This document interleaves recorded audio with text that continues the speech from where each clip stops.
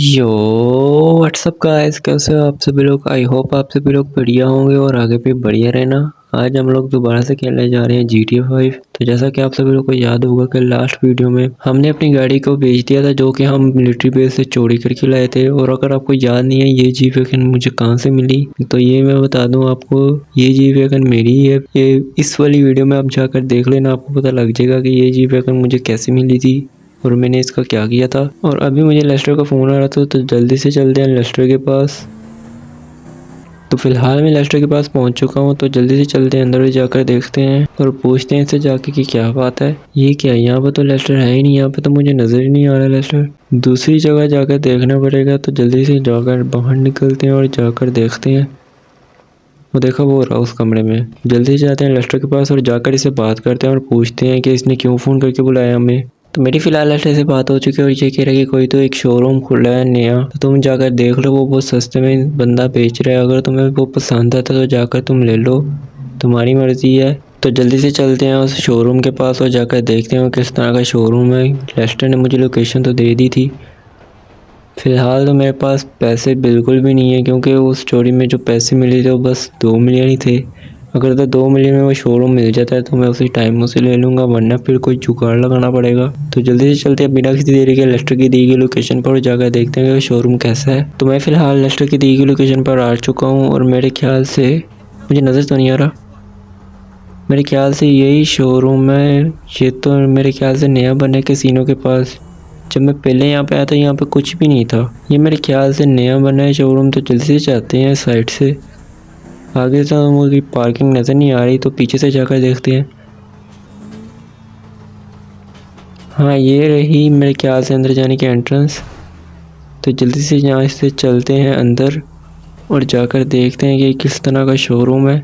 बाहर से देखने में तो बढ़िया लग रहा है, अंदर जाकर ही पता लगेगा किस तरह का शोरूम है ये। यहाँ पे तो मेरे ख्याल से मैकेनिक वगैरह का सामान पड़ा हुआ है। अंदर जाने का रास्ता मेरे ख्याल से दूसरी साइड पे है, वो साइड पर गेट भी लगा हुआ है। जल्दी से अपनी गाड़ी को मोड़ते हैं और चलते हैं दूसरी साइड पर। जगह तो काफ़ी बड़ी बड़ी है, लेकिन यहाँ पे घास उगी हुई है। यहाँ मेरे ख्याल से डेकोरेशन की वजह से इन्होंने लगाया हुआ है।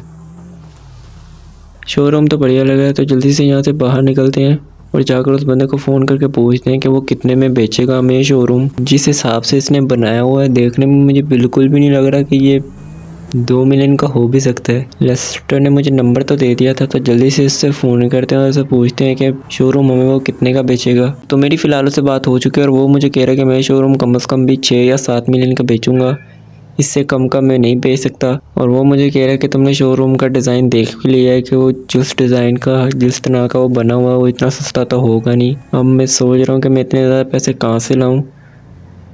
सबसे पहले तो लेस्टर के पास जाते हैं और लेस्टर से जाकर पूछते हैं कि उसके पास पैसे हैं या नहीं है।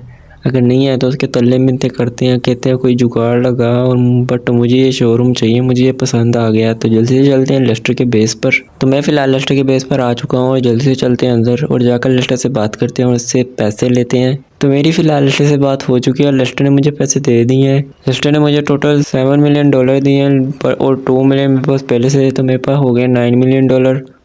और वो मेरे ख्याल से भेजा $7 मिलियन का। बट लेस्टर ने मुझे पैसे देने के बाद एक शर्त रखी है कि मुझे 1 हफ्ते के अंदर पैसे रिटर्न चाहिए, मैंने तुम्हारी खैर नहीं। मैंने कहा मैं पैसों का जुगाड़ तो कर लूँगा, लेकिन तू मुझे फ़िलहाल तो पैसे दे, मैं तो जाकर वो शोरूम ख़रीदूँ। अब मुझे समझ नहीं आ रही, मैंने इसे जल्दीबाजी में बोल तो दिया कि मैं रिटर्न कर दूँगा, बट मैं रिटर्नों से कैसे करूँगा मुझे बिल्कुल समझ नहीं आ रही। छोड़ो इस बात को, सबसे पहले तो जाते हैं और जाकर उसे पैसे देते हैं। बिना किसी देरी के चलते हैं उसके पास। सबसे पहले तो उसे फ़ोन करते हैं, उसे पूछते हैं कि पैसे लेकर, यानी कि पैसे तो उसने मुझे ऑनलाइन ट्रांसफ़र किए हैं लेस्टर ने, बट उसे पूछते हैं कि पैसे किस तरह से ट्रांसफ़र करने हैं, क्या हिसाब है। तो मेरी फ़िलहाल उसे बात हो चुकी थी और वो मुझे कह रहा था कि तुम शोरूम पर ही आ जाओ, मेरा बंदा वहाँ पर खड़ा हुआ है, मैं नहीं आ सकता, तुम उसको पैसे दे देना और शोरूम के कागजात मैं तुम्हें भिजवा दूँगा। तुम उसे पैसे दे देना, वो देखकर मुझे बता देगा, मैं फिर तुम्हें कागजात भिजवा दूँगा। बिना किसी देरी के चलते हैं शोरूम के पास।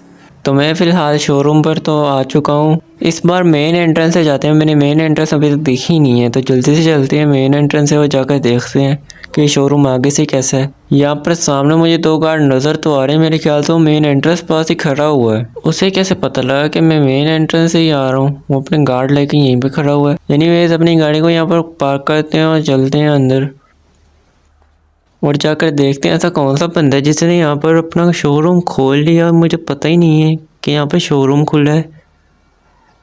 चलो अंदर चलते हैं और जाकर देखते हैं कि है कौन वो। एक सेकंड, इसकी शक्ल जानी पहचानी लग रही है लेकिन याद नहीं आ रहा कौन है।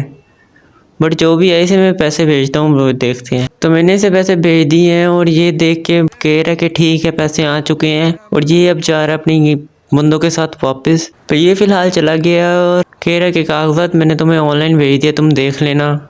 मैंने कागजात भी देख लिए हैं। तो ये मेरे ख्याल से मेन एरिया है शोरूम का। आपको मैं पूरा शोरूम का टूर भी करवा देता हूँ। यहाँ से मेरे ख्याल से सीढ़ियाँ जो मैंने शुरू में नहीं दिखाई थी लेकिन अब दिखा रहा हूँ। यहाँ का मेन एरिया है, यानी कि जो मेन ऑफिस होता है, यहाँ पे मेरे ख्याल से ओनर बैठता है और ये भी मेरे ख्याल से ऑफिस ही है। ये भी उसके जैसे मेरे ख्याल से यहाँ पे मैनेजर बैठता होगा। पीछे वाले ऑफिस पे वहाँ पे तो ओनर बैठता है, तो अब तो हम ही बैठेंगे वहाँ पे, तो क्योंकि शोरूम भी हमारा ही है। और ये मेरे ख्याल से चिलिंग करने के लिए एरिया है। यहाँ पे बंदे वगैरह ऐसे बैठे हुए हैं जैसे इनका अपना है। शोरूम तो ओवरऑल इन्होंने बढ़िया बनाया हुआ है। मुझे तो देख के मुझे मज़ा आ गया देखकर। अब तो प्रॉब्लम ये है गाड़ियाँ भी यहाँ पे लाके खड़ी करनी है, उसका पैसा कहाँ से आएगा? और लेस्टर को भी उसके $7 मिलियन देने हैं। मुझे बिल्कुल समझ नहीं आ रही कि मैंने कैसे उसे रिटर्न करूँगा, क्या सीन है क्या नहीं। एनीवेज आज की इस वीडियो में इतना ही। अगर आपको ये वीडियो पसंद आई हो तो वीडियो को लाइक और शेयर ज़रूर करना, और अगर चैनल पर आप नए हो तो चैनल को सब्सक्राइब भी कर लेना, और हाँ बेल नोटिफिकेशन को और पे सेट करना ना भूलना। मैं मिलता हूँ आपसे अगली वीडियो में, तब तक के लिए अपना ख्याल रखना। Bye bye.